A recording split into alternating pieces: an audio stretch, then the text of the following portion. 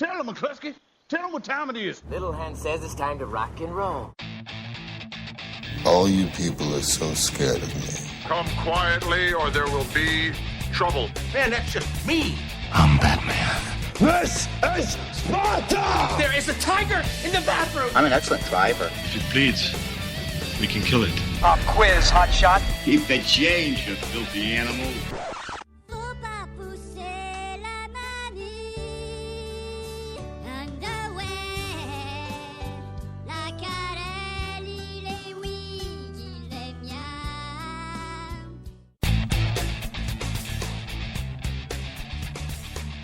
Hello and welcome to this week's Monday Movie Show. Again, we're live, but we're delayed by a huge 35 minutes this week. Do you want to explain to the nice people out there why again, Andrew? Partly because I have no time, and secondly because of the fact of that I have no time. I've watched... You've done it yesterday and I've done it today. You've watched 4 films yesterday in one day. I've watched 4 films today. I'm absolutely knackered. Believe it or not, from sitting watching a film is rather exhausting. Yeah, but you've got to levy some of the blame on Spreaker as well because it was acting up. So at least levy the blame somewhere else. That's true as well. When you upload a clip to Spreaker, it normally takes a few seconds to compile something, and then it goes, yay, ready to use. This time, no. This time, no. This time, no. Upload it finally. It's like, yay, and then it's like half an hour later. Yep, so if you're listening to us live, we are live on 6/29, as Windows 10 is showing me in the bottom right-hand corner of my screen, or the 29th of the 6th if you're in the UK. Yeah, trust me, when you do get Windows 10, the date switches to American. Don't know why it's done that. It's really annoying. I'm sure that's a setting you can change. Yeah, I can't be bothered. But we are live on the 29th of the 6th. Make sure you visit the website mondaymovieshow.co.uk. I'm going to get all of this out of the way with straight away. Twitter at Monday Movie Show and Facebook.com/Monday Movie Show. And you can email us, mondaymovieshow@yahoo.com with all your feedback. We're also... Live chat is in the bottom right hand corner of the screen. Just click on the little speech bubble, just like David has just done, saying hello or hello. And so give us your thoughts on any of the films that we're reviewing this week, if you've seen them yourselves, or any of the films in this week's box office top 10, or any of the news that we'll get on with. So, films this week in the cinema section, we're looking at these movies. The maybe the biggest little adventure for the small little yellow blobs known as the Minions. We have Michael Fassbender, amongst others, in the indie western Slow Wests. We have Keanu Reeves in an Eli Roth production of Knock Knock, and we also have a weird kind of comedy drama in She's Funny That Way. And on Blu-ray and DVD, we're looking at these films. We have the second best exotic Marigold Hotel, horror with It Follows, big budget special effects science fiction thing with the Wachowskis with Jupiter Ascending. We have a smaller sort of indie thing with Jennifer Aniston making her second appearance of the evening in Cake. We have a really kind of indie sort of medieval thing in Last Nights, and we also have a foreign film to round us up at the end of the film with Force Majeure. Yeah, I normally end off with reviewing a really crappy, cheesy horror film, but that's not happening this week, unfortunately. Check the list of the films I just went through there. There is one that kind of qualifies for that. It's not being reviewed by you. Yeah, true. But it's not a horror film. But I normally end off the show with a horror film, and so I have to do that on next week's show. Maybe it's 2 horror films on the last ones. And on top of that, like I mentioned, we have the Blu-ray and DVD top 10, the UK box office top 10. But movie news is where we start things off, and you've got none this week, unfortunately, because like you said, you've been busy. Yeah, I was away at the weekend. I mean, I'm going to say partly as well, I was away at the weekend because it is my birthday this week, and my other half got me tickets for something, which is something special I wanted to go and see, and went and saw, on Saturday evening in Edinburgh, saw Back to the Future in concert, which basically where they had the film done, they'd managed to clear up the film and get audio that they'd taken basically all the music out, so it just had the sounds of the dialogue and the effects and everything like that. And then there was with a live orchestra actually playing the music in time with the film for the whole film. And really phenomenal, amazing, loved it. Yeah, so movie news then. Even though I just got it down as a small little bullet point one, we might as well start off with the fact that Tom Holland has been announced to be playing the new Spider-Man. he beat Asa Butterfield because he was the other favourite. So we predicted, because didn't we read out the list of like 4 or 5 contenders last week, and we predicted it was either going to be Asa Butterfield or Tom Holland, and evidently it's got the Tom Holland. And I'm kind of disappointed because I really wanted it to be Asa Butterfield. To be honest, I wasn't cared which one got it because they're both really good actors. Tom Holland, fantastic in The Impossible. Asa Butterfield, fantastic in Ender's Game. So they both are really good actors. So whichever one it went to, I wasn't overly bothered. They've gone for a younger Spider-Man this time because Tom Holland's only 19. Yeah, the thing is with me in particular as to why I wanted Asa Butterfield than Tom Holland is because part of the whole thing with Spider-Man is that he is a masked man. He's wearing a mask all the time. You don't hear him. So a whole lot of it has to be sold on his voice. We've heard Asa Butterfield. Both of them, incidentally, are British actors. So they both had British accents. And Tom Holland, we've not seen anything, or I've not seen anything, at least, where I can say I've heard him doing an American accent to be able to say it's convincing or not. And for me, Asa Butterfield, when he did Ender's Game, he did an American voice in that, and his American voice was perfect. I had no problem with it. So that's why I wanted Asa Butterfield. Yeah, but have you not seen the Vines and the Instagrams from Tom Holland? The fact that he knows how to do parkour as well. So that sort of like maybe might have actually, no pun intended here, swung it for him in his favour. Because the fact that he does know how to do more stunts-related kind of thing. Yeah, Asa Butterfield did the same in Ender's Game, but Tom Holland looks maybe probably their better choice, and so I mean that's maybe true. the reason why he outdid Asa Butterfield. It's true. I mean, partly the reason why I liked the second take of Spider-Man in the films, the Amazing Spider-Man ones with Andrew Garfield, is because they tried to do a lot more practical, and they're going to need someone who will be able to do that. But the thing is, if it's someone in a mask and a suit, then you don't need it to be the actor, because they're not going to risk the actor doing something dangerous and getting injured. So they're going to have a stuntman in the suit. So it depends, because he might actually be wanting to be one of those actors who does his own stunts like Tom Cruise does. So it just all depends. More news: Chris Prime. So I've done the first actor slip up this week. Is that a cross between Chris Pratt and Chris Pine? Yeah, it's their love child. But Chris Pine and Zachary Quinto have confirmed they both will return for Star Trek 4. Star Trek Beyond has just kicked off shooting with a summer 2016 release. I mean, it's not massively big news, but because the thing is, normally film studios tie them into 3 movie deals. I think the reason being, same thing to do with TV ones, is that it's like TV shows, you can't have legally a contract lasting longer than something like 7 years at most. So the target of them being able to make 3 films within a certain amount of time is probably 7 years, about tied into the same reason that you can't have someone on contract for longer than that.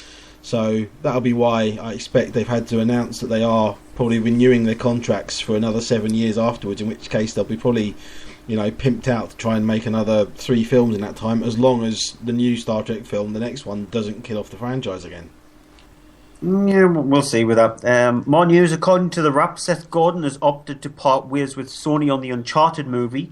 This makes him the 3rd director to step away from the project.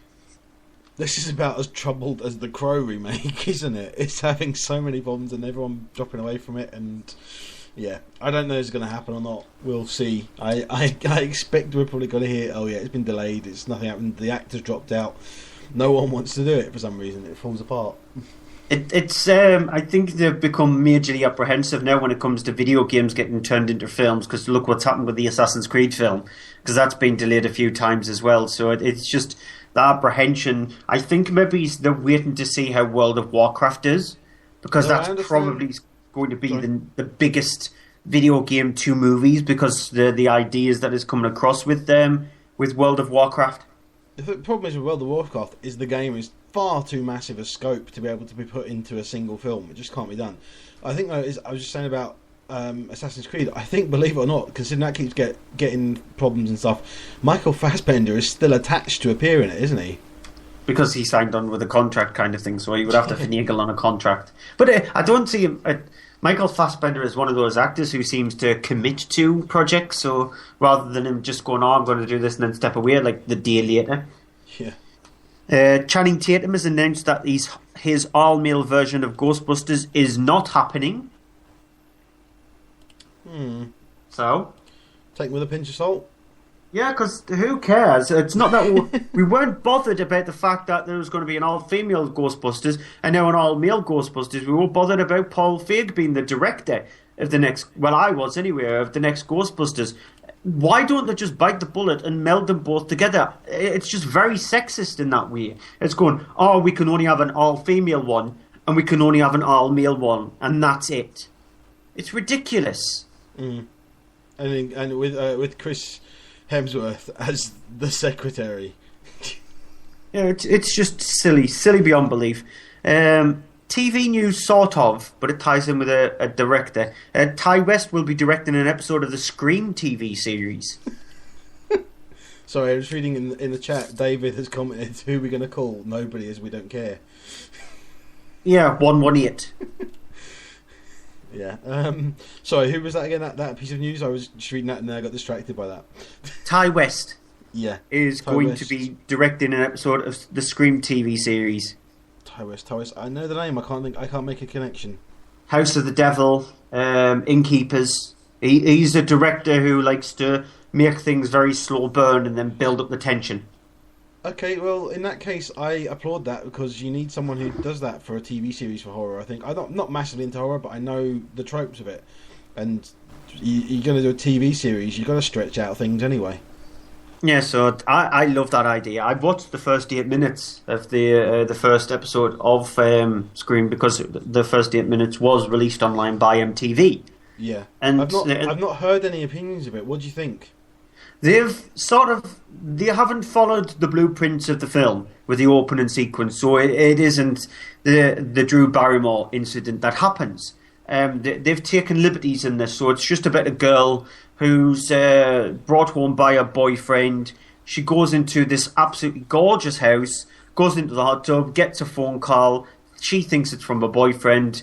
It's by Ghostface, and then Ghostface kills her.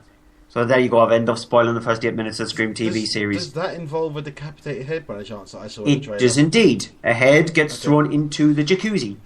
Yeah, okay. But so does it work though? I mean, do you go, oh yeah, this is Scream, I get this, or do you go, yeah, it's just another horror film made into a TV series sort of thing? No, you get the feel of it, oh yes, this is Scream, until the show The Mask, and The Mask is pathetic.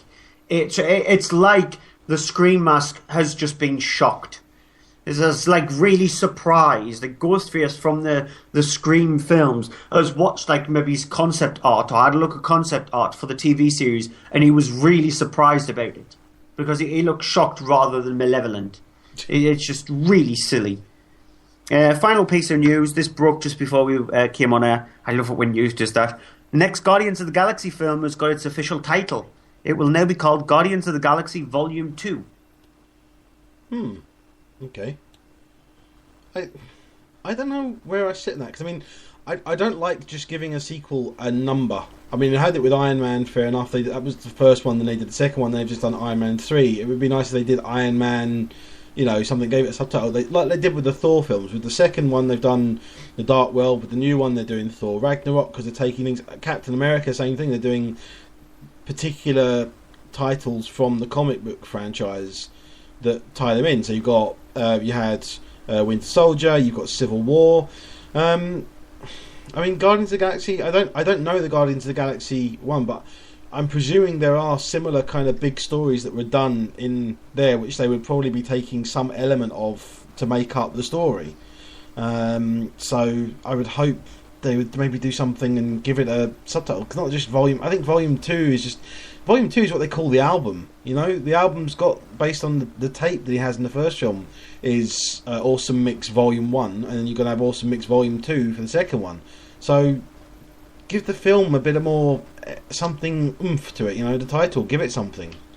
Well, David in the live chat, he thinks it's not bad, so he likes it.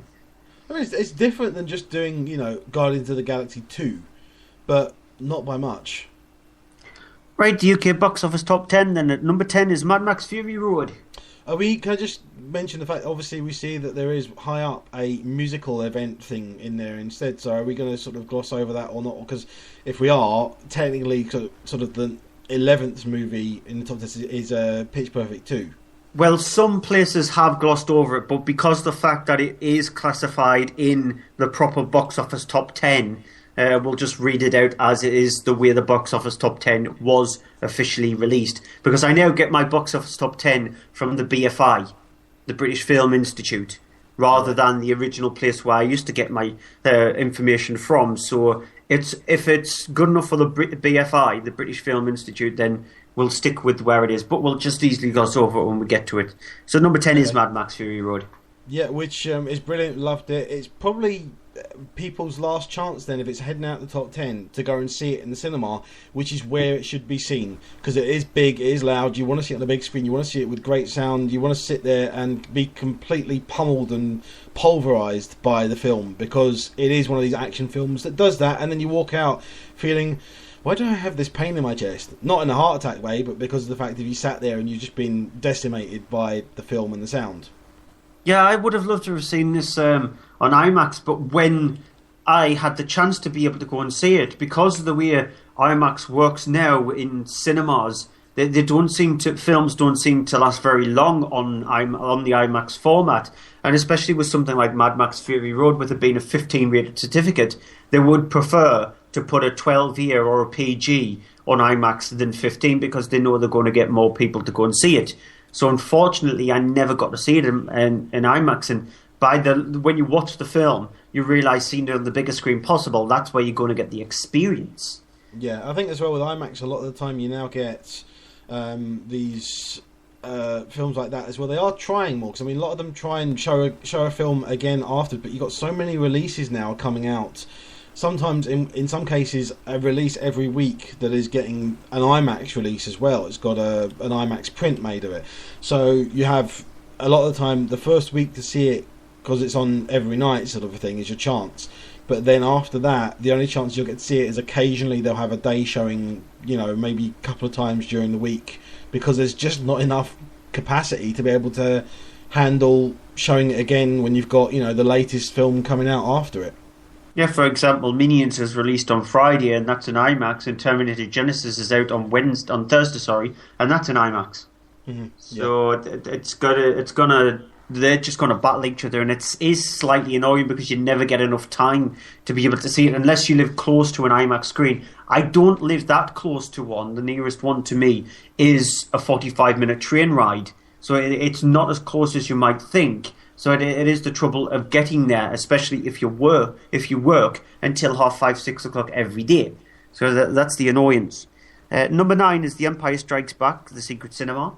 Yeah, I mean, there's not a lot more we can say about this. It's the whole thing of the price of the tickets are that much high, and it getting a big word of mouth, even though people are supposed to not say anything about it. But it's The Empire Strikes Back, and there's about a 2-hour lead into it with all these things they've got set up and they've built and stuff and done that. So it's a cult film, obviously, of gigantic proportions. So I mean, it kind of tells you, even you can understand, Star Wars is coming out at the end of the year. It's going to be phenomenal how big it is, but just the fact of going to see perhaps the favourite of everyone's Star Wars films, getting a release again.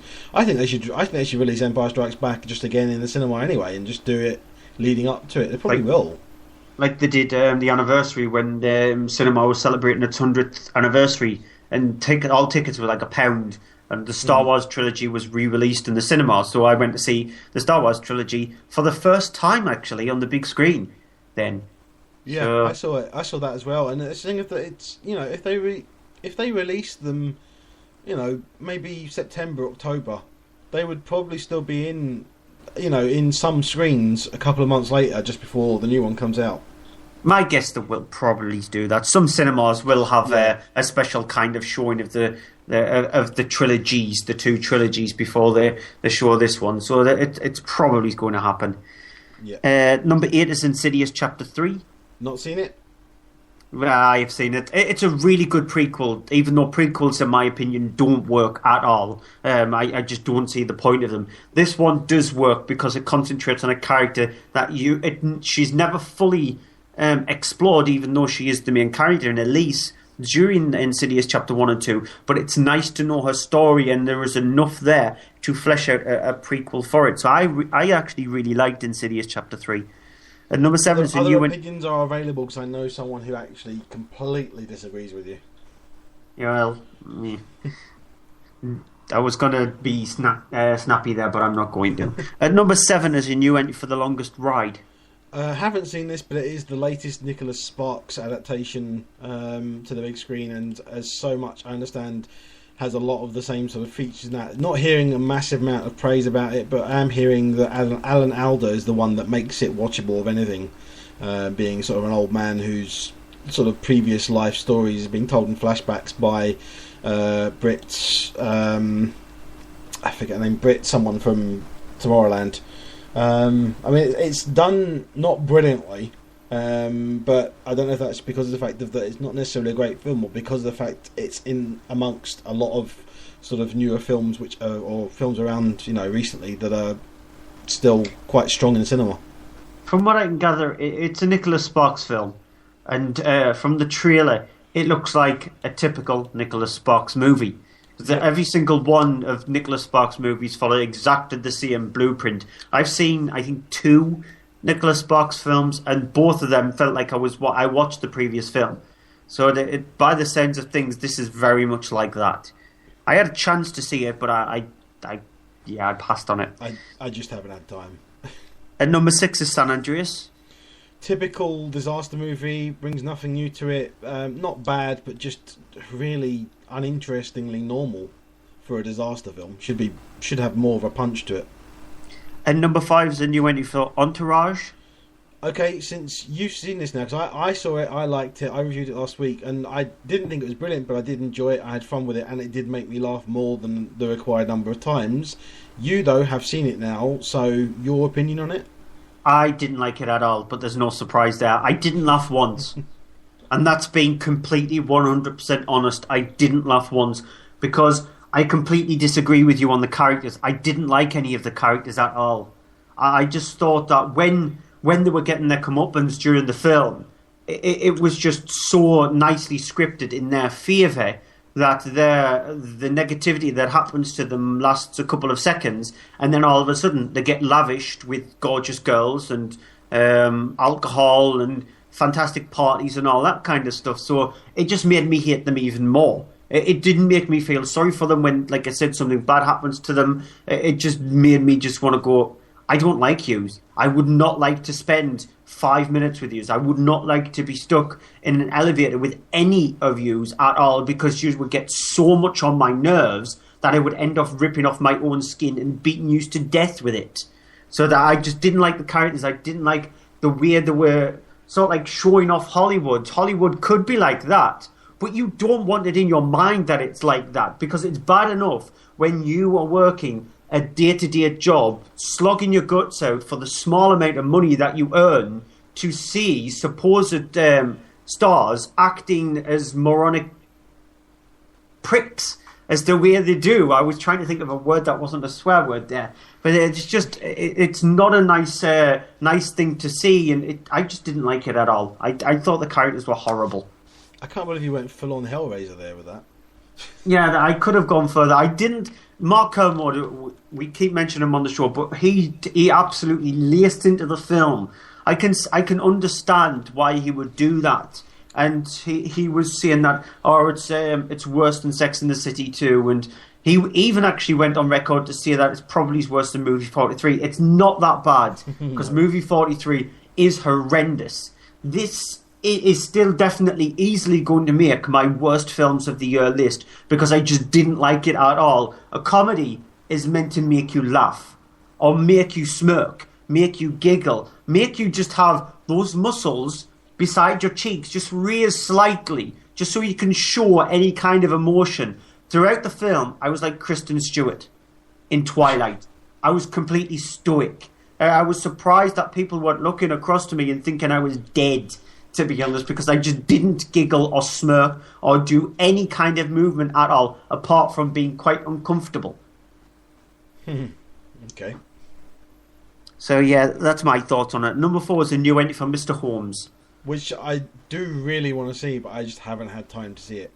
Yeah, you definitely do want to see it. It's a nice, quaint, simple film. It is the kind of movie that you need to see after seeing a movie that makes you really angry, or a movie that's like full on loud explosions or that kind of thing. You just want to watch something that calms you down a lot.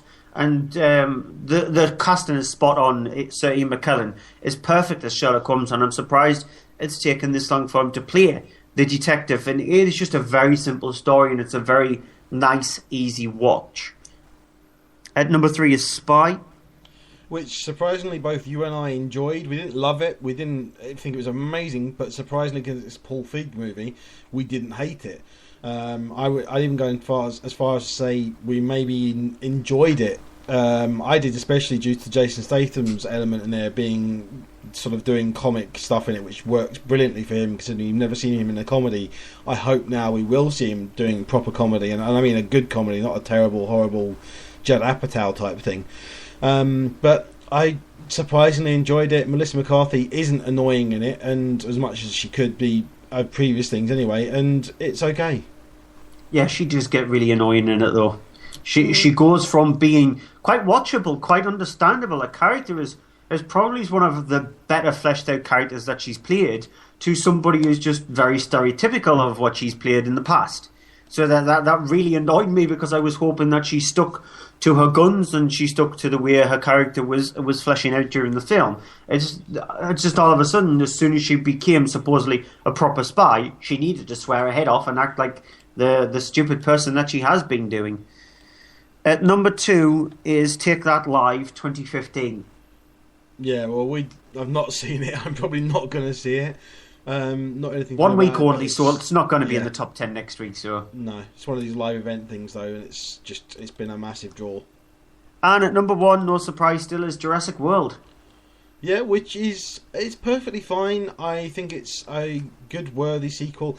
It does have its problems, definitely with pacing, with characters, but the dinosaurs are there. They're CG'd more than anything else now, but they do look fantastic, and the dinosaur sequences do make up for most of that. I think that despite it's been that long since the original 3 films, it is showing the whole thing of a little bit of the fatigue still of the franchise, because of the thing of, I just found the whole thing of, oh look, it's touched upon in the story, even by Chris Pratt's character at some point, saying the thing of like, you know, they designed a new dinosaur. It's like they weren't wow enough before. They're dinosaurs. Wow enough they are, and it's kind of a thing of like they had to go and create this new genetically created one to make a new film and give it a reason. It's kind of like it felt, you know, why, you know, it does feel for that, like, to me, you know, kind of like it didn't need to be done. It's just there because of the fact, oh, Jurassic World, and it will make loads of money, and it has. So we're going to get another one. I just wonder what they're going to do now for the next one. It has done stupid at the box office. It's taken only, especially in the US, 19 days to go past 500 million, faster than the previous record, which was held by Marvel's Avengers, which took 23 days to do that. It's gone past the billion already, the fastest film to ever do that at the box office. So Furious 7, or Fast and Furious 7, has just recently become the 3rd highest grossing movie of all time. Yeah, just have a little look at that prize, because that's going to disappear from you, and it probably is about a week's time, maybe 2 weeks' time, because that's going to be owned by Jurassic World, and I think it's going to get very, very close to Titanic, if not beat it. Last week we mentioned I would, as soon as the information was released on the BBFC's website about if the film was cut or not, it wasn't. It was actually released in its uncut form. So that there was they were, you know, they consulted with the BBFC while they were making it as to things before they finally submitted it to be rated as the trend now for 12 hours. The full details is released on the 2nd, so in a few days' time, well, we should, on the next show, we'll see if there's anything that was taken out, if they did go to the BBFC or whatever, but according to the BBFC's website, it was released uncut, past uncut as well. So that's nice to know, rather than us waiting for a Blu-ray and DVD and we're getting an extended version, which is rated 15. Hate those kind. Right, on to the first new releases of the week. Minions, the spin-off, or prequel as it is, to Despicable Me, featuring those brilliantly awesome, fantastic insane yellow characters known as the Minions. It's directed by Kyle Balder and Pierre Coffin. And Pierre Coffin does the voice of every single minion in the film. So every single minion is voiced by one person, one of the co-directors of the film. And the opening of the film sees the creation of the minions and how they survived and looking for a master. Everything from a dinosaur, which they were practically responsible for the extinction of the dinosaurs, to being Dracula's master, to them killing Dracula, unfortunately, and then them ultimately finding solace in an icy tundra in a huge massive cave where they spend most of their life. Until one of the minions, in the form of Kevin, comes up with an idea that they really do need to seek out a master. So he gathers together two others in the form of Stuart, who's a reluctant minion who's sort of like more the teenager kind of brooding of the bunch, and Bob, who is the youngest, who runs around with a teddy bear. And he's obsessed with this teddy bear. And so they venture out into the icy wilderness, get into a boat and stumble across America. There, they decide to hitchhike to go to a place which they've heard on a TV program called VillainCon, where they'll come across Scarlet Overkill, played by and voiced by Sandra Bullock. She could be their new master, and she wants to plot to take over the throne of England to become queen. Here's a clip giving you a sort of like taster of what the Minions is like. Can we get personal for just a second? Why are you going to Orlando? Topolino l'Arrabbiata? Come on, you can tell us. You're going to VillainCon, aren't you? Si, VillainCon. VillainCon! Wow, so many bad guys in the car. What fun! I knew it. I knew you were villains, didn't I, honey? What a small world. Hope we're not in rival gangs. Biggie joke. Hey, babies, huh? So yeah, it's no surprise that I have a slight little penchant for the Minions, and so you can probably guess what I'm going to say about the Minions movie. It's not as good as Despicable Me 2. Oh, really? You didn't expect me to say that. No, I didn't. No, it's not as good as Despicable Me 2 because Minions has one slight problem, and that's Sandra Bullock's Scarlet Overkill. I just didn't find her to be evil and malevolent enough. It's understandable because the Minions film is rated a U, and so they needed to tone down the bad guy, even though when you watch it some of the stuff is quite PG actually, including one of the moments of the film I laughed so much I thought I was going to fall off my seat. I'll just say it involved the guards at London Tower and the Minions and some hair metal. That's all I'll say. And honestly, there's a couple of musical numbers, and it is a musical number, and I was absolutely dead with laughter. And that's the most I've laughed in the cinema since seeing Ted. And so, even including 22 Jump Street, I laughed a lot at that. But that sequence made me just burst out like a little school kid. And there are moments in the film which does that, thanks to the Minions. Because the Minions, Pierre Coffin and Kyle Balder, they've created something ingenious with them, because in the first Despicable Me movie, they don't say that much, and I can understand because of Pierre Coffin, with him voicing every single one of them. He needs to try and find an area where he can give each one of their own personalities, and he managed to do that with the second one, because then he started to mix different languages into it.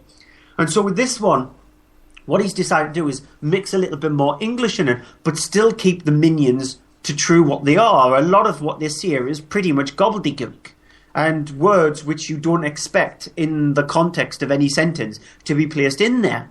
And so he's found an absolute brilliant sweet spot for the Minions in this one, and everything they say, everything they do is captivating. It's just pure animation brilliance.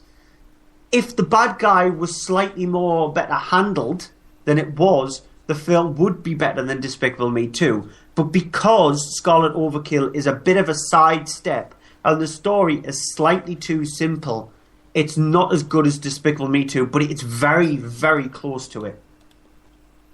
Okay, so I mean, you don't think then it's maybe the whole thing of it. I mean, it kind of ties in with it being, because this is a prequel to them before they find Gru and find a place to them. Do you not think that maybe then it's having to try and be poorer than it could be to not make sense for that?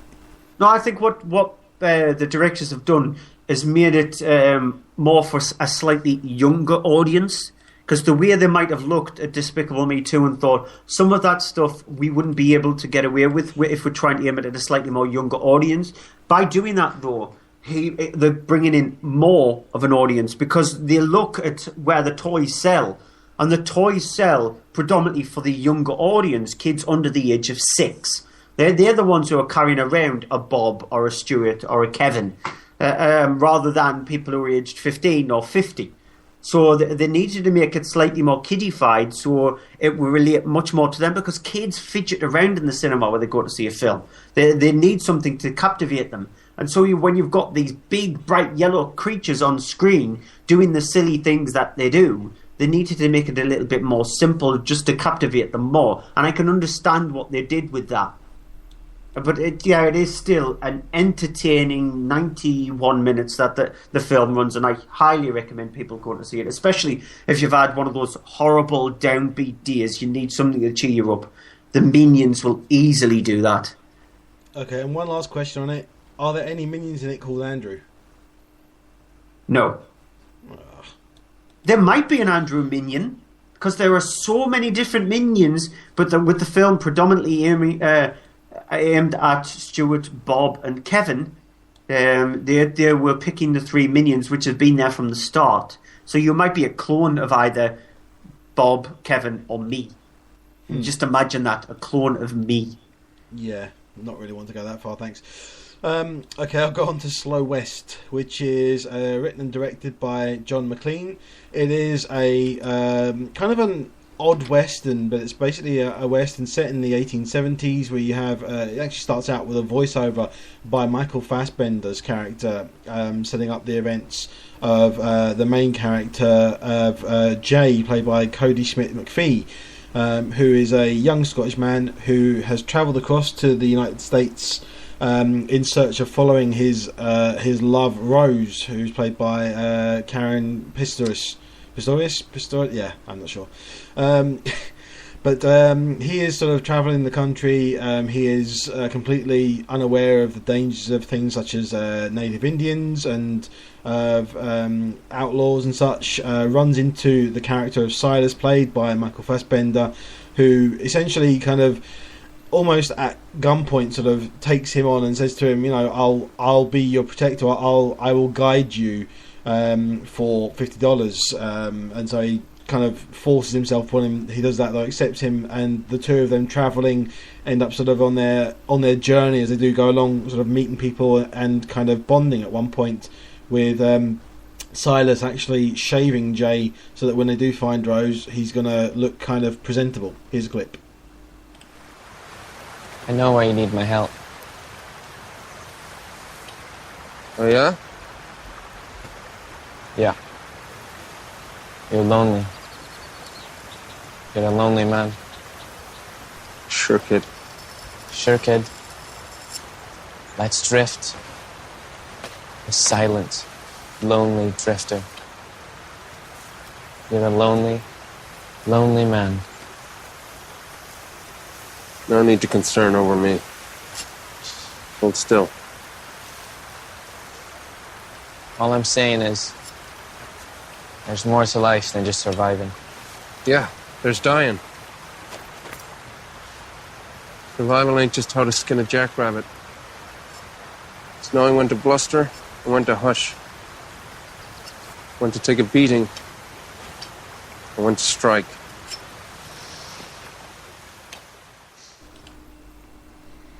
So here's the thing with Slow West. It's called Slow West because it is a slow film, and it is a slow-paced film because it's about sort of the journey as these two men are sort of travelling together, and the things that come across.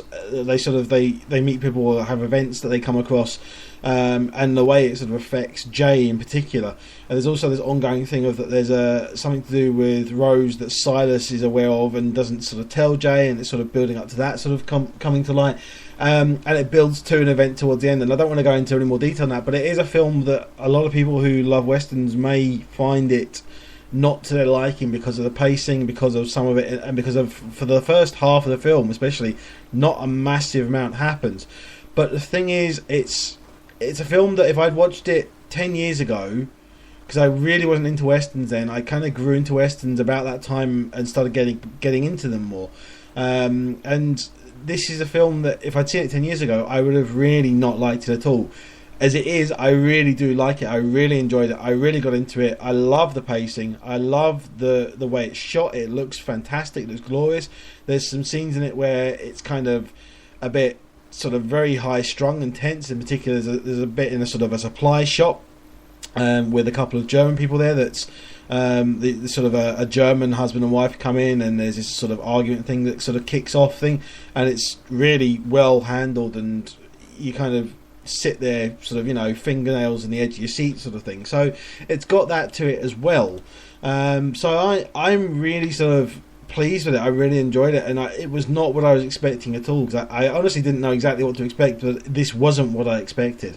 And I would say if you like sort of like true westerns, a good sort of old-fashioned style western, then this is something you may enjoy. If you're looking for sort of the action kind of western thing, this isn't what you'll enjoy. You won't like this. But if you're looking for one that's all about the sort of the performance and the journey, and these two men sort of travelling, you know, well, on the road but not quite, travelling through the countryside together, then it's sort of that sort of exploration of these people as it's going on and the things they deal with as they're travelling. That's what it's about. So it's for me a really, really enjoyable, good old-fashioned western. Strong relationship, I'm guessing, between Cody Smith McPhee's character and Michael Fassbender's one. There is, but it's the thing of that. It's the fact of that. It feels like a longer time than it is because of the fact of that. It's about them when he first meets him. You know, he's there at sort of gunpoint, and then he ends up basically being forced to pay him to be his guide. And the guy sort of, you know, says to him, you know, you travel here, you can do this, you'll end up dead. You know, I'll be your guide for $50. And he stands there for sort of a second, and he kind of looks at him in a kind of thing of like, you know, if I'm not your guide, I'm probably going to kill you, kind of thing like that. And it's that kind of a thing. So Michael Fassbender is purely Michael Fassbender. Even in bad films, he does a brilliant performance. In this film, it's good, and he does an even greater performance. Good to hear. I was interested in watching this film. Again, time eluded us. We have so many films to watch during 1 week, even though there is two of us, and we cover around about between 10 and 14 films a week round about. Yeah. That is still a lot of films to get through. So that's why I still haven't seen... I definitely want to see Minions, and I'm curious about Knock Knock. Yeah, well, Knock Knock is the next film. I don't think you'll have very much of a chance because from what I've checked of cinema listings, it's disappearing from cinemas fast. So my guess is it didn't do very well over the weekend. But Knock Knock, it's directed by Eli Roth, and it stars Keanu Reeves, who plays Evan Weber, who's as a father of two, and he's happily married to. She's a designer and he's an architect, so brilliant couple together. His wife decides to take their two sons away for the weekend to a nice beach holiday, and so he stays back so he can get some of his work done. One night he hears a knock on his door, opens the door and discovers two females outside, who was played by Lorenzo Izzo and Ana de Armas. They mentioned to him that one of their phones has got waterlogged because it's absolutely just belting it down with rain outside. And so he invites them in so they can ring for an Uber taxi, as it's known as in America. It's an app where they can actually just ring for a taxi straight away. And so upon waiting for the taxi, he decides to help them out more by letting them use their shower, by drying their clothes. And they decide to manipulate him and come on to him, which ultimately leads to him having one night of an illicit affair, pretty much with both of them. The next morning, he realises what he did was wrong, and so that night, he hears the noise, and going on investigating the noise, he discovers the two girls have decided to break into his house, and now they're going to torture him to teach him a lesson for what he's done to his family. And that's pretty much the premise of the film. It's very much like funny games in a way, the Michael Haneke original, not more so than the remake, because that was a bit of a sidestep, the original 2002 film. And so if you know those kind of films, it's very much like that. The thing with Knock Knock is it still makes you scratch your head, whether you like it or not, a couple of days after you've seen the film. And so in a way that could be a good thing, because then it's infected you and sort of like you cannot stop thinking about it. But then it makes you wonder, did you actually watch a good film or not? And Keanu Reeves' performance in the film is very up and down. There are times when his character, you're empathetic with his character, but then there are times when you just want the girls to torture him, to shut him up, because he goes from being a person who knows what his relationship is like and understands the fact that he's with somebody he's happily married. He mentions the fact that he's happily married, to somebody who becomes an ultimate spoilt brat who's very much like he was playing Bill and Ted, both of them melded together. And so he starts yelling and screaming and moaning and crying like a little baby upon the torture that's happening to him, which in fact the torture isn't that extreme. There is one scene, because he's got an injury, where he gets a fork pushed into the injury that he's got, and that's the most extreme thing that happens to him. And so you're wondering, why is he mourning like this? The two girls who, like I said, are played by Lorenzo Izzo and Ana de Armas, are actually really good in the film. They've got malevolence behind them, and they've got a proper reason of why they're doing it. They've done it in the past, and now they pretty much go from person to person, manipulating them to see what they would do. And it's a bit of a deplorable thing to do, but the way they acted out, they have acted out very much like giddy school kids, and that's their character intention. So the film itself is hit and miss in some areas. It's a movie that is okay, but it could have been better if Keanu Reeves reeled in his performance a lot, because he's really annoying. It's a film that's been... am I right in thinking it is an 18, isn't it? It's not 15. It is. I don't know why it's rated 18. I was going to ask that. Is it particularly violent? Is it particularly graphic? Is it what? There are a couple of sex scenes in the film where you see very, very little. There are flashes of boobs, but you see more nudity on that front in a 15. I've seen full frontal nudity in a 15 rated film, and you don't see full front. Look at Ex Machina, for example. Alicia Vikander's character, there is a scene where you see her fully naked in that film. And so there is more nudity in that than there is in this. And you think to yourself, well, maybe it's the torture that might have pushed it over to 18, because the fact that it's real torture. When I've seen 15 rated films which have torture which is much more extreme, Zero Dark 30, for example, with the waterboard scene, that is a really hard scene to watch. And there is nothing in this film which is really difficult to watch, so I can't justify why it's got an 18 rated certificate. Okay. So, last film this week in cinema section is She's Funny That Way, which is co-written by Peter Bogdanovich and Louise Stratton, and is directed by Peter Bogdanovich. It is it's a weird kind of drama which centres around the character of Isabella, played by Imogen Poots, who we are seeing basically, we're introduced to her as she's being interviewed by Judy, played by Elena Douglas. She's talking about how she's sort of an actress and she's working and things. She's playing this actually with a really strong sort of New York accent. And she's talking about how she sort of got into things, and we see sort of events that happened previously that are all sort of connected to her, which connects her through all of these several other characters.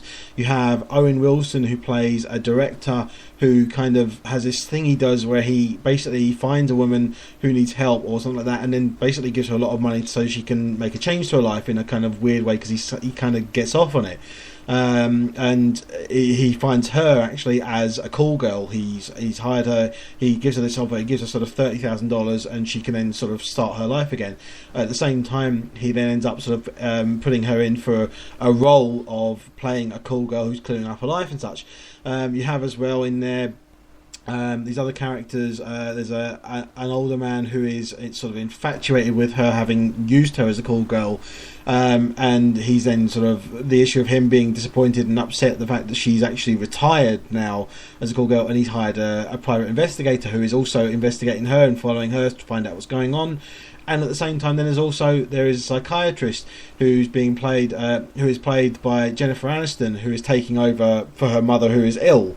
And Jennifer Aniston playing the character completely against type and horrible kind of person who can't be bothered. She's the most unhelpful psychiatrist and uncaring, and kind of the one who's, you know, very, very hard, cold shoulder of oh well, you know, what are you doing? Pick yourself up, get off the floor, and stop being such a baby kind of thing. But not being horrible, just being neglectful in a sort of way.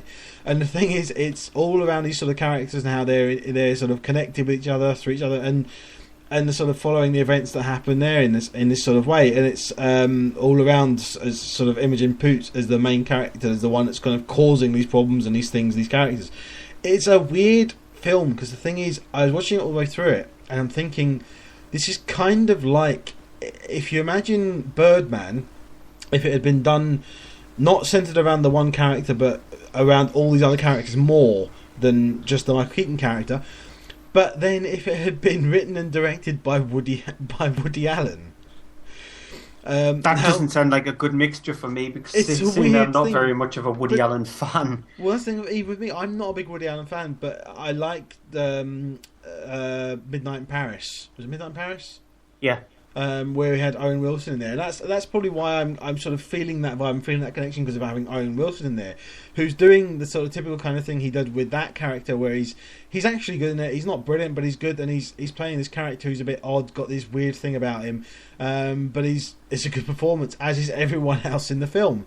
And it's a film that is a comedy drama, but it's not. It's more of a drama than anything else. But it did make me laugh at a few points in it. A few of the things. I mean, there's a scene in a restaurant where you have all these characters end up coming together at different points, and one of them looks over and kind of does these double takes and drops glasses and things, and that kind of a thing. So it's that kind of very kind of sort of classic comedy, no sort of gross out things, that kind of a thing. But it's more about emphasis on the drama. We've also got in there, thrown into the mix as another actor, is Rhys Ifans, who's also probably fine in it. And I was surprised how much I enjoyed it, considering it's a film that's got a very tiny release, hasn't really given much of advertising. We don't have a clip because there were no clips released for it, and it's just had a very, very limited release, that it's only viewable in a few cinemas throughout the UK. But it's surprising, if you like that kind of almost kind of melancholy comedy drama, then you might find there's something that you enjoy, and the pacing and the kind of the whole. It's one of these films you actually do have to pay attention a bit, because there's this person connected to this person, and you got, if you were to draw it on a wall, on a map, you would have lines crisscrossing all over the place, but it still manages to be cohesive and doesn't sort of get to a point where you're going, oh come on, and you never get to that point. You know, it's actually a film that is competent from beginning to end and enjoyable, and it's not my favourite film of the week, but it's a very decent, much more enjoyable than I was expecting it to be. Oh well, then that's it for the cinema releases of this week. Nice kind of reaction. Yeah, typical reaction. Oh well, fine. Yeah, I don't think you'd like it, but I liked it. Yeah, probably not. So I might just stay away from this movie for once. I'll not actually watch something that'll probably be in my worst list, like Entourage did, and it's not going to be included in yours. DVD. Then we'll see. We'll see what's released around about that week when that comes out. But speaking about DVDs and Blu-rays, we'll be back in a moment with the Blu-ray and DVD section of the show.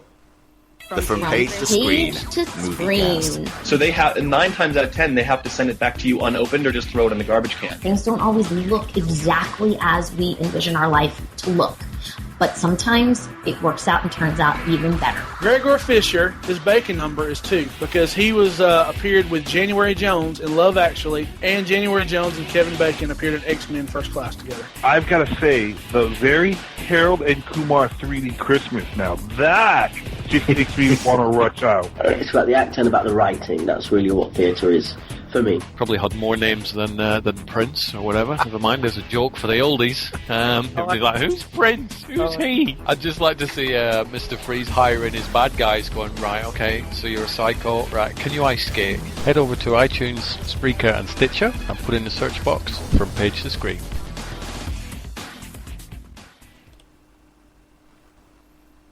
And we're back with this week's DVD and Blu-ray section in the home releases, during which we're going to go and have a look at the combined top 10 and then these new releases.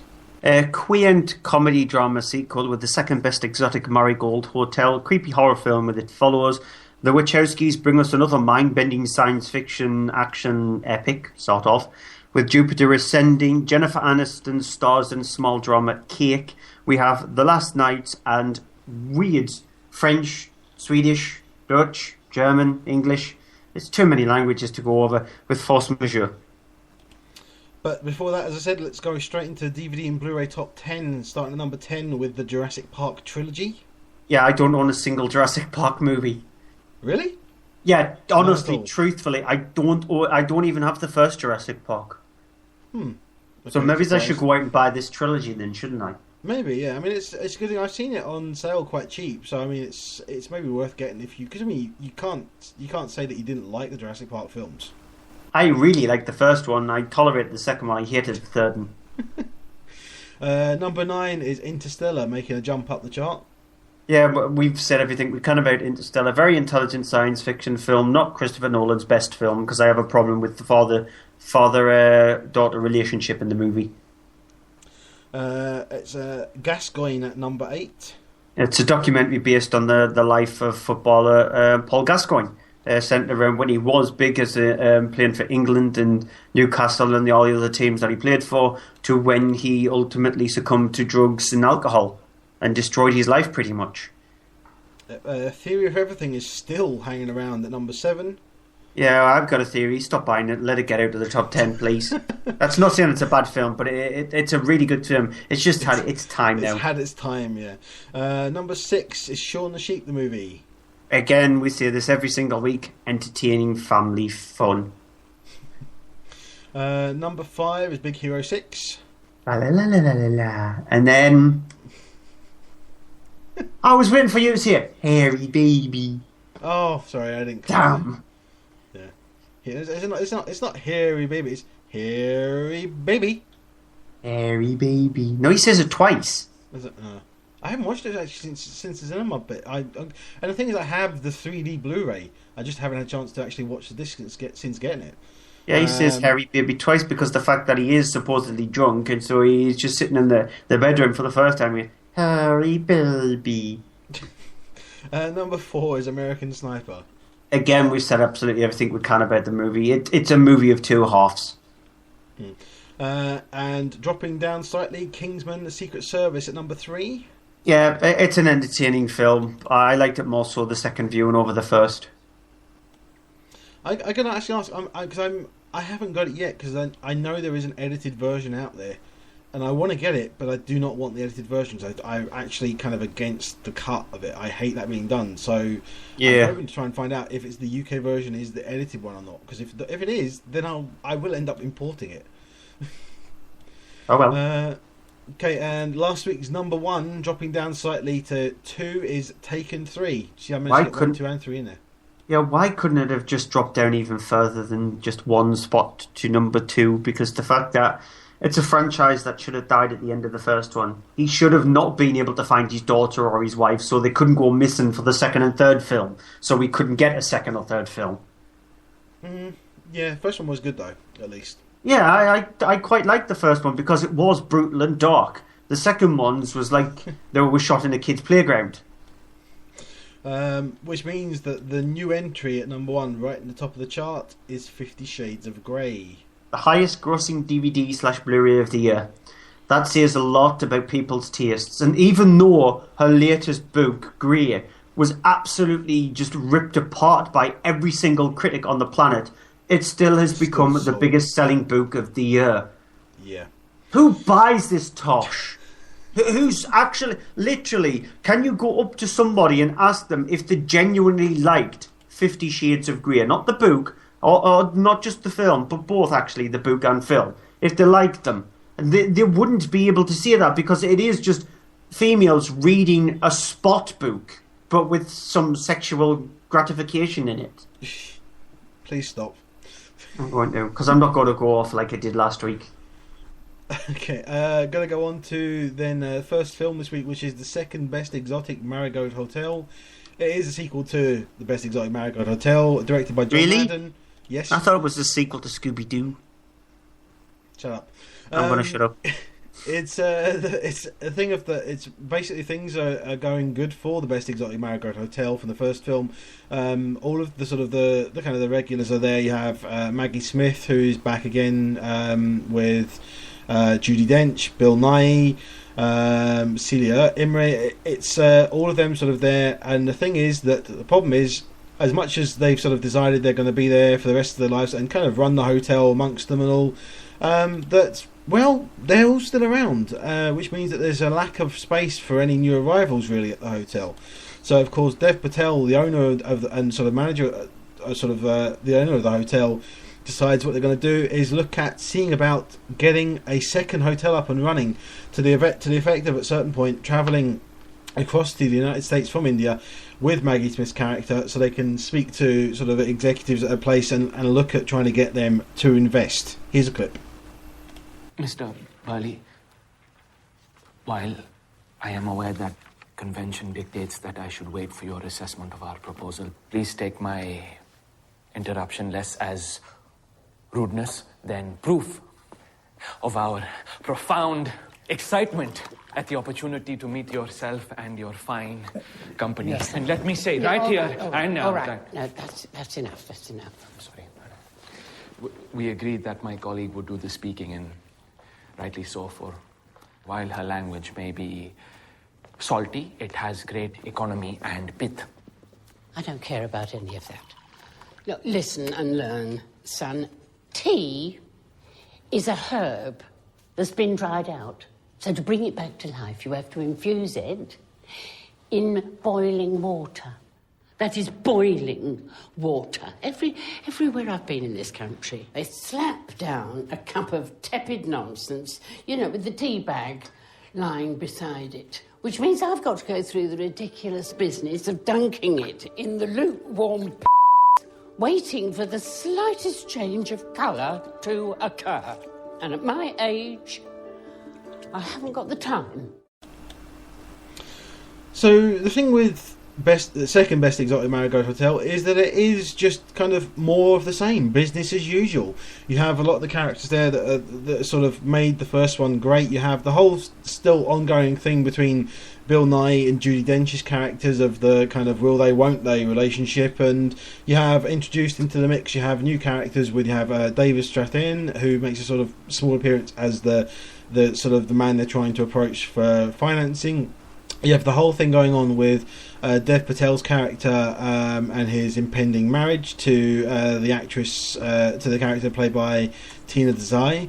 And you have in there, thrown into the mix as well, the hotel is sort of thinking that they've got people coming to inspect it. So you have in amongst the people that turn up, new people coming to see the hotel, included in there is Richard Gere.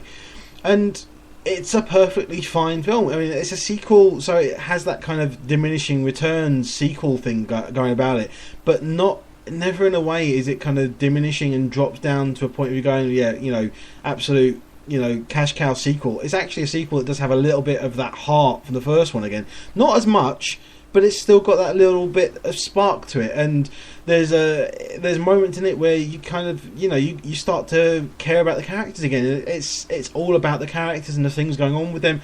I do think it's a bit more heavier this time on Dev Patel's character to do with the whole thing of his wedding and such, and there's this old friend of his that's back, that there's this thing, this kind of jealousy thing there. I thought that was a bit out of place, didn't need to be there, could have done without that, but the rest of it I enjoyed, had no problem with it. I didn't absolutely love it, I didn't hate it. It was a kind of a in the middle, comfortable, pleasant 2 hours running time. I mean, it could have been a little bit shorter, I would say that.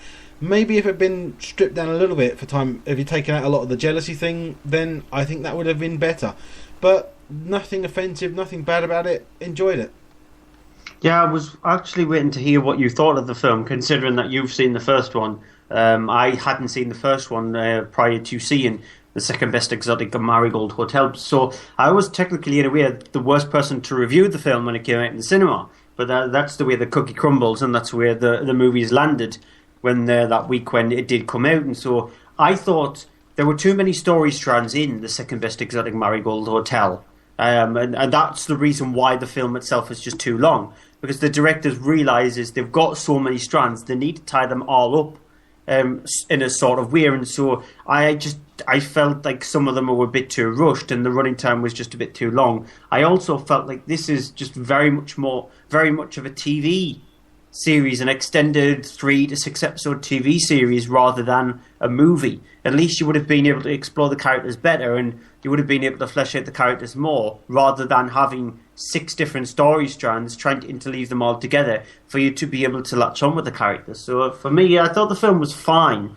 It's like a comfortable pair of slippers, but that's about it. I mean, I can see that it may be working as a TV series, and I agree with that. But I think, though, then you would probably have to stretch out things more. I don't know that the pacing would work in that event. Yeah, but that's the kind of feeling I got from it anyway. Anyway, moving on. It Follows, directed by David Robert Mitchell. Now, it's the kind of film where the little you know about it, the better. So I will just give you the basic premise of the film. It centers around 19-year-old Gia. She's in a relationship. A relationship is fine. She ends up discovering a secret after having sex one night in a car with her boyfriend, which leads to the ultimate premise of the film. That's it. That's all I'm going to give away. Here's a clip. Maybe he's giving you a teaser of what the film is like. This thing, it's gonna follow you.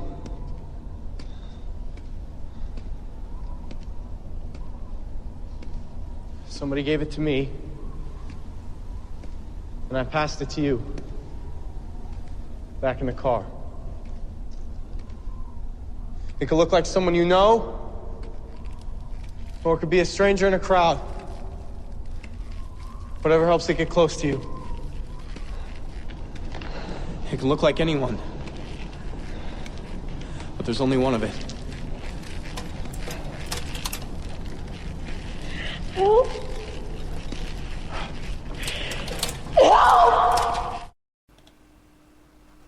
And so, like I said, the thing with It Follows is it's one of those movies where the little you know about the film, the better, because it's a very twisty, turny kind of film. I love the way the movie's shot. It's got a very, even though you never know what time period it's actually in, it's got a very sort of like John Carpenter Halloween feel to it. It's got that 70s, late 70s, early 80s feel to it. And I love those kind of slasher films. That's when, in my opinion, the slasher genre was at its best, rather than the carbon copy, cookie cutter kind of stuff that they were churned out with the sequels in the next 20 years after that. It wasn't until Scream when we started to maybe get back to the brilliance of the slasher film. And this is not a slasher film of sorts. It's a very strange premise, and it needs to be a film that needs to be watched. Even if you're not much of a horror fan, you'll find something interesting in the film. There are a couple of times where you might jump, and it is very creepy. It's not scary.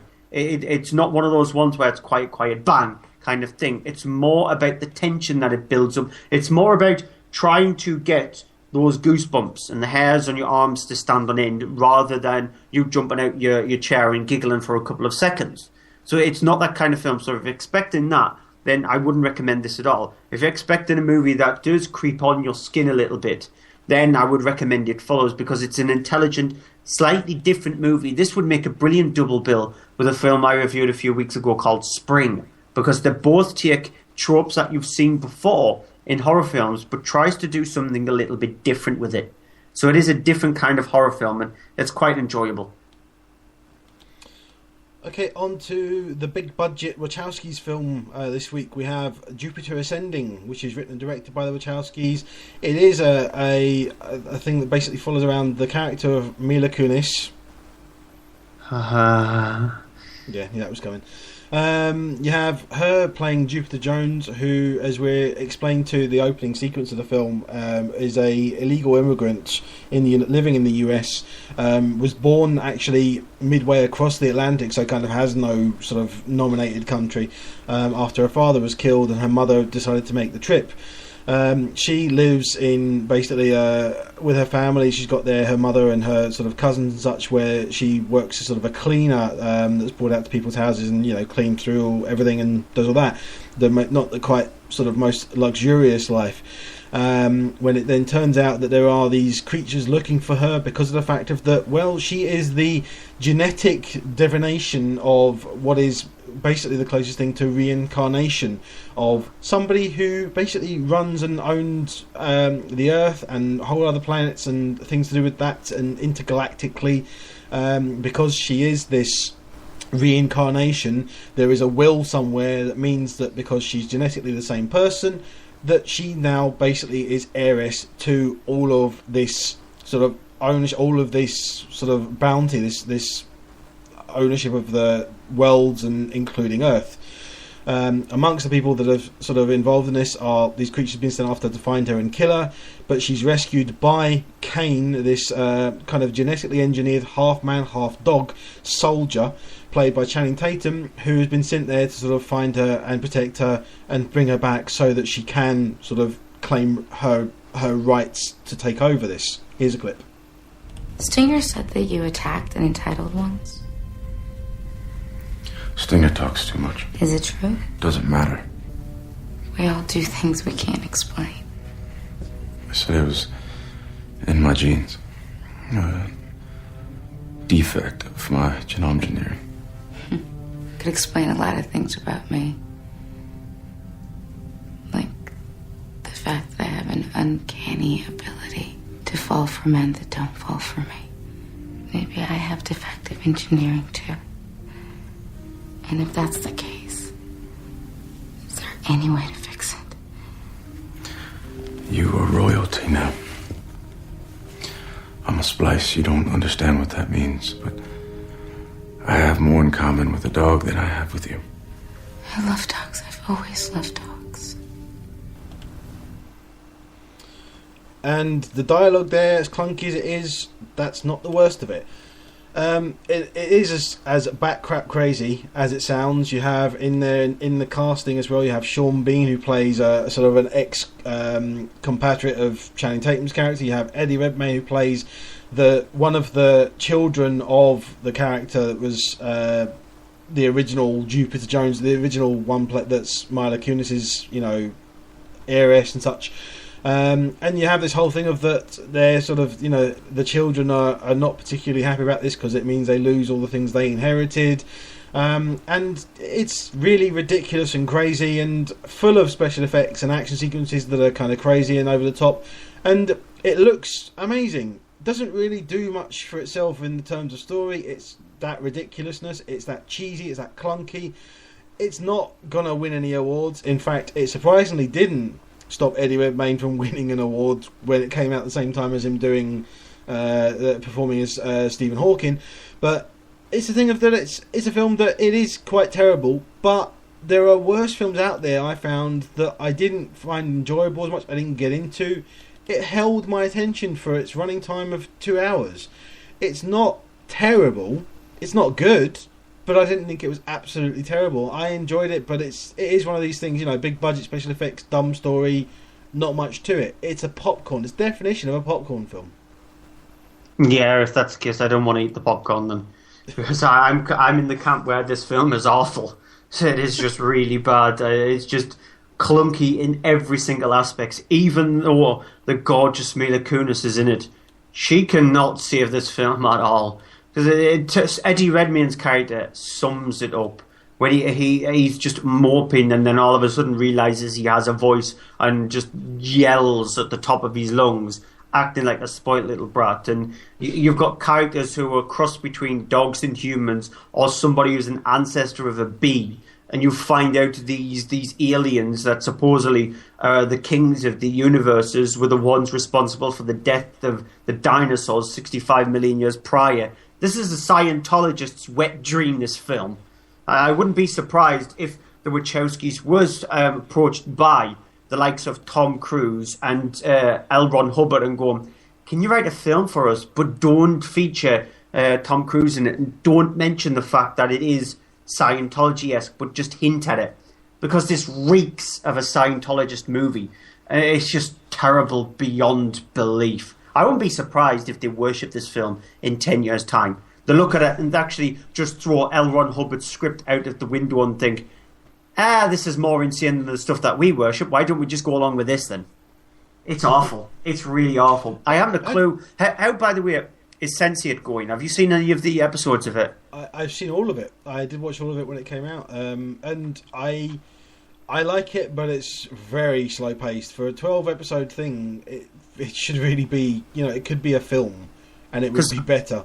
It's a thing. I mean, the thing of that, it's kind of good linking to this because you have the whole thing of the Wachowskis being involved in this and that. And the thing is that as crazy as it is that I think Jupiter Ascending is rushed and feels rushed because of the fact it's trying to fit it all into a film.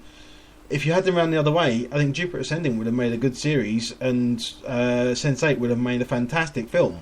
As it is, they're kind of mediocre, each of them because of the way they are, and that's a shame.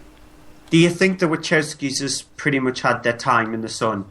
Because by their films they've released over the last, since The Matrix, have not done very well at all. Even though some people might like them, Cloud Atlas, for example, you absolutely loved. Oh, yeah. But even though some people might like them, they've just absolutely bombed at the box office. Do you think it's probably time for the Wachowskis to maybe either take a break or look over what they do and realise their big ideas can no longer sustain big, huge, massive budgets? They need to try and think much more smartly.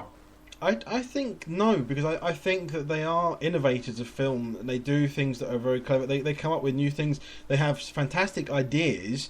I mean, for example, the Sense8 thing is a fantastic idea. Jupiter Ascending is a very basic, good idea. It's the implementation of it, and the fact of the throwing. They kind of have fallen into the whole thing of throwing money at it to make it better, which is it's the problem with the films and things they're making now.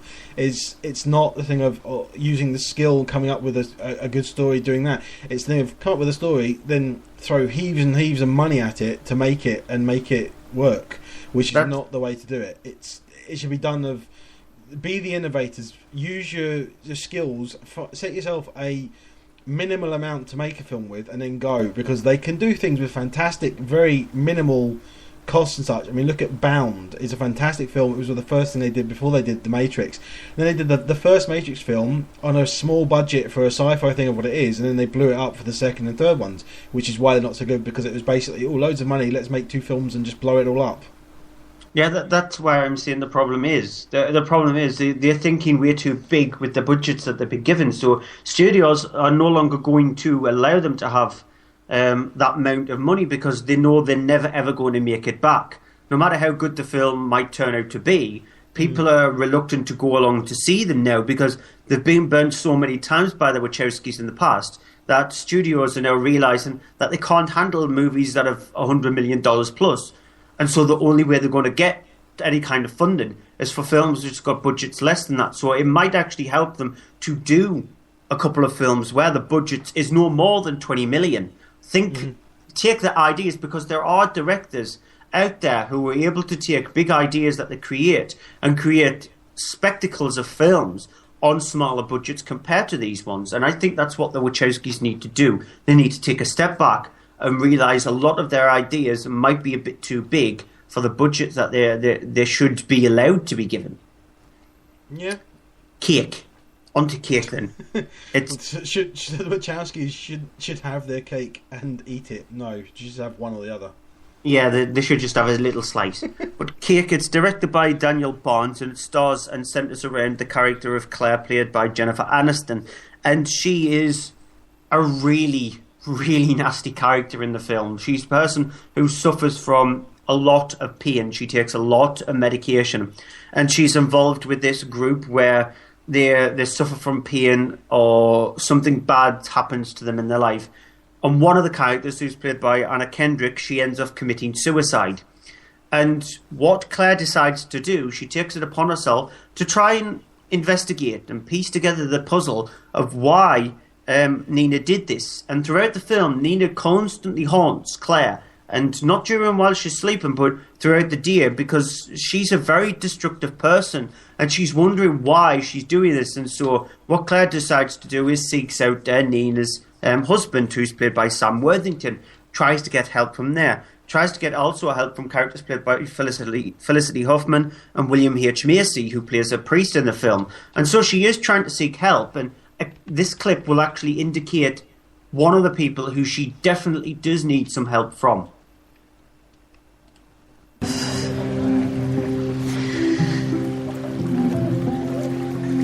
Hi. Hi.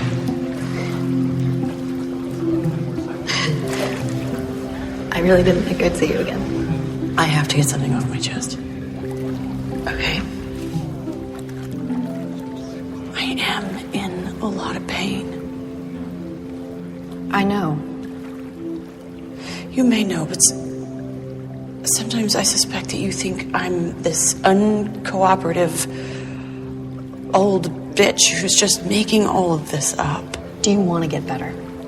Really? Do you want to? I do.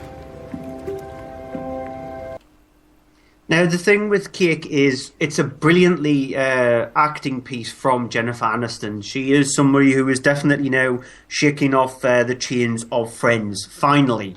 Because it was Lisa Kudrow who was sort of like the breakout one. She was the one who was nominated for an Oscar.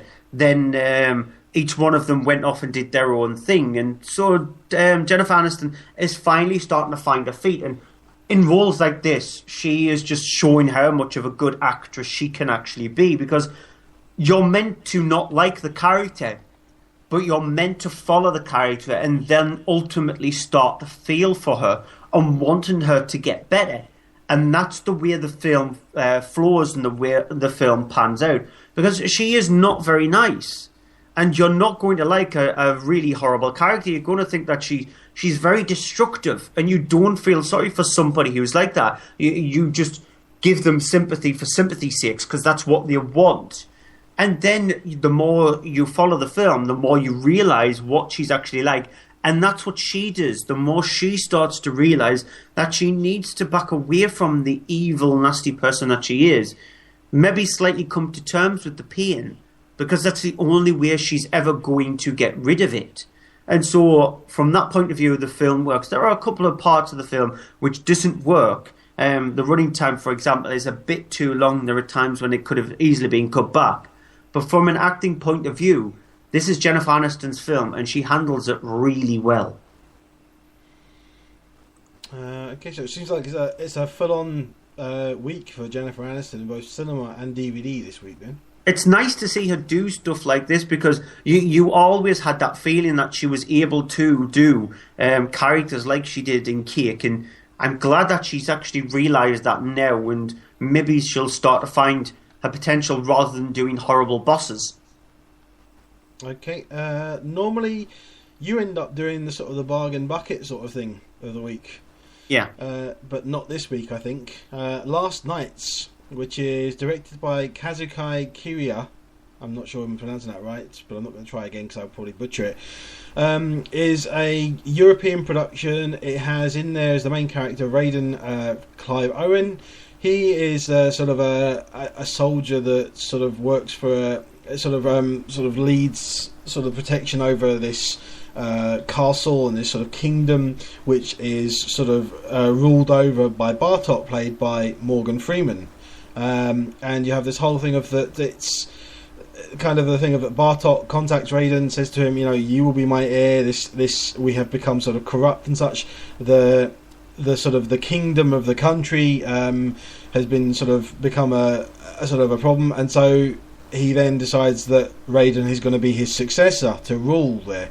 The things become sort of more complicated when you have a visitor from sort of further away comes played by Askel Henny, who we've seen previously in things like Headhunters, and sort of a feud is ignited between the two, and Raiden has to try and sort of defend things and stop everyone from being killed and such.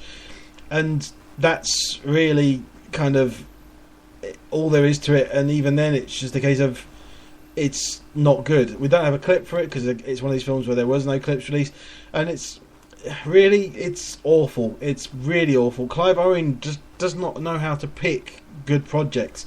This is no change from that. Morgan Freeman is definitely in there, but it's one of these ones where someone's gone, you know what, we're making a film, it's a European production, so we're thinking we need to get a big American star in there. What we'll do is we'll get in an actor, we won't have to have him do much, but we'll just have him sort of be in scenes and be sitting there and talking a lot.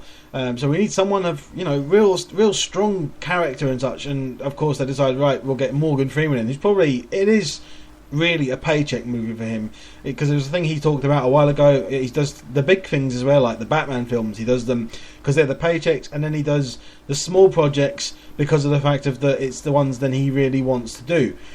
I don't think he really wanted to do this. I think it was a fact of that it's a European thing. It's a small European production, but they had a whole load of money. They thought, we need someone to add credibility to this. So they offered him a wad of money, I think. And he went, you know what? I'll be in Europe. I'll probably get to see, wherever it was filmed. I don't know, Prague or something like that. And I get paid. That's why he's there. Clive Owen, on the other hand, I have no idea what his reason is for it.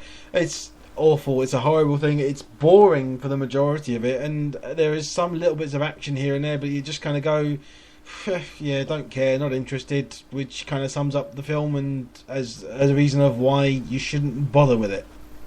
Yeah, I'm not going to bother with it. I'm just not. Just leave it. It's just, and the thing is, there's good production in it. It looks good. It just doesn't come off well, and you don't care about it. It's awful. It's horrible. It's a shame to see films that are small films that are really struggling to get made and have good, have heart behind them, have people that really want to make them, and they can't. And then when someone does manage to get it, they make this.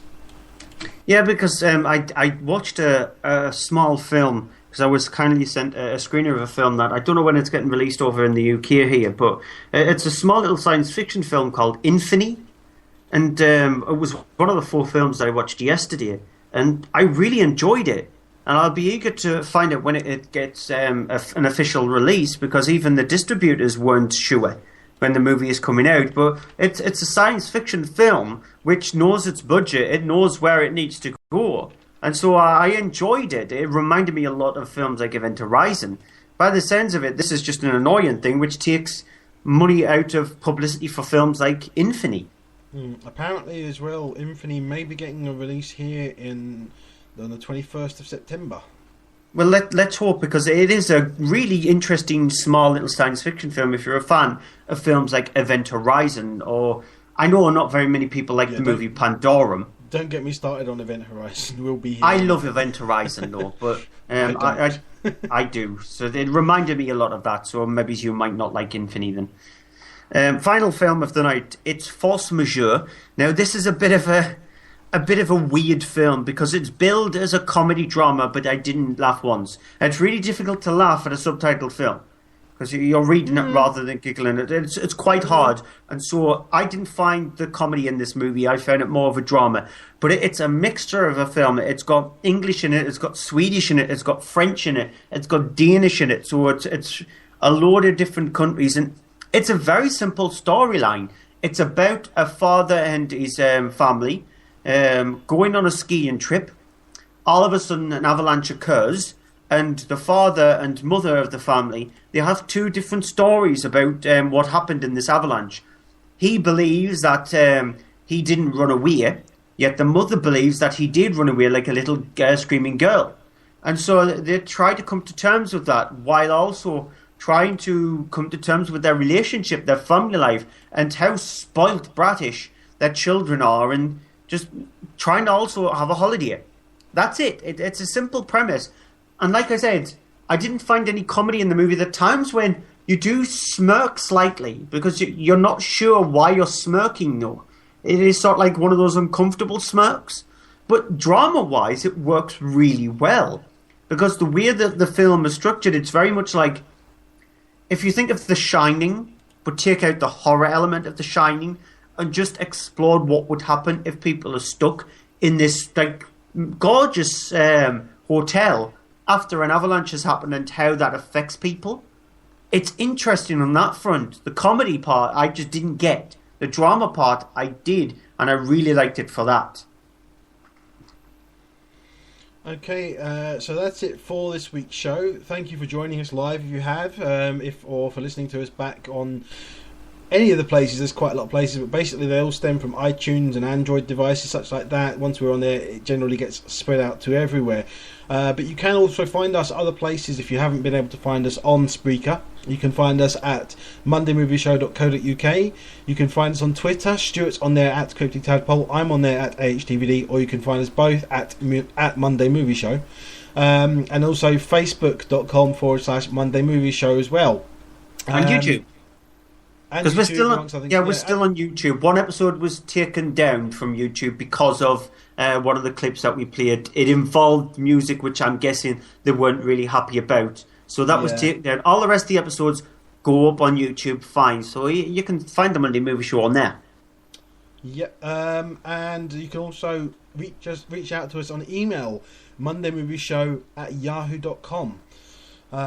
So also you heard in the ad during the middle of the show from page 2 screen, the number 2.com. And also there is followingthenerd.com, where we do recommend to have a look at the latest nerd news, and their show normally on a Thursday night about 9 o'clock ish, which Stuart often appears on there going through the UK box office top 10 as well. And I'll have my first thoughts on Terminator Genesis on there this week. Yep. Which brings me to some things to do. I have a list of TV movies of the week, one of which is linked to that. So, do you want to go for yours, or should I do mine first? I only have one. You only have one. Okay, you do your one just to make sure I don't have the same one, because I might have. Because I had a little look around, see if I could find anything, and nothing took my eye apart from one film. And you might be thinking, you really chose that movie? But it's a film that's on BBC One. Okay, hit me with it. So have you got yours? Any of yours on BBC One? Nope. Friday, July the 3rd at 11:55. Flatliners, directed by Joel Schumacher. Now, it's a surprising choice, but Flatliners is a really good film. It's a very creepy movie. It's got a brilliant cast in it, and Kiefer Sutherland, and Julia Roberts, and Kevin Bacon, William Baldwin, Oliver Platt. And so it's got a really good cast, and it's just about how far you can take somebody's body by pretty much killing them and then bringing them back from the brink of death. And it's an interesting examination of that. And it's a really tense film at times and very well acted. And also about as old as both of us. It was released in 1990, so I was 10 when it came out. Okay, the three that I've got on Film 4 on Thursday the 2nd at 9 o'clock. One of my favourite Ridley Scott films, Black Hawk Down. Possibly his last really good film, which is it's a very sort of dark look at the whole thing of warfare and the situation that when soldiers find themselves sort of outmanned and outgunned sort of thing. Then the one that connects to Terminator Genesis on Channel 4 Saturday the 4th at 11:10 p.m.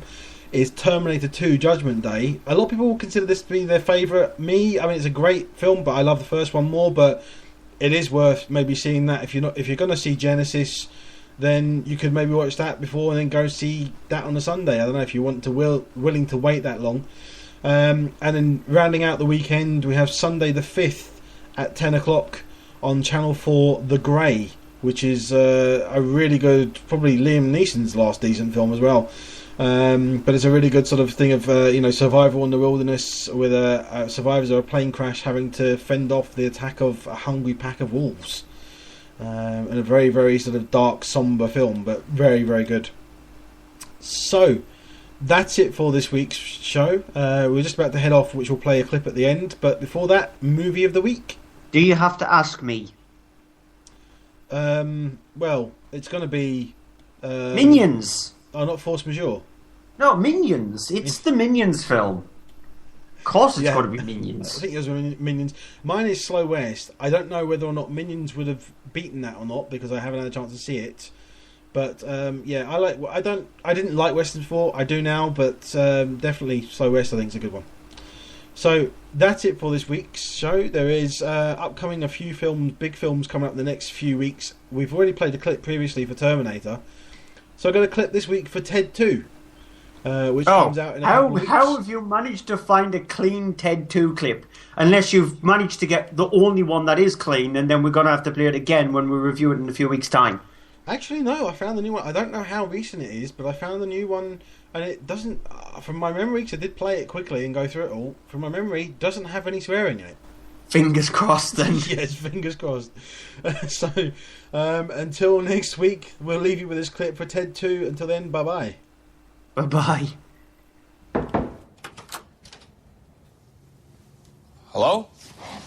Oh! Hi. You okay? Yeah, I'm fine. You must be Ted.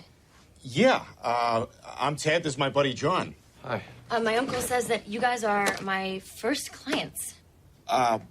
It's been discussed, but do you mind if I ask how old you are? I'm 26. What, is there a problem? Well, I just don't want my lawyer singing Frozen songs during the opening arguments. Oh, I'm Samantha Jackson. Ted, how are you? Good to meet you. John. Nice to meet you. Wait. What's your middle name? Leslie. Oh, my God. so you're Sam L. Jackson. Just like Sam L. Jackson. Who is that?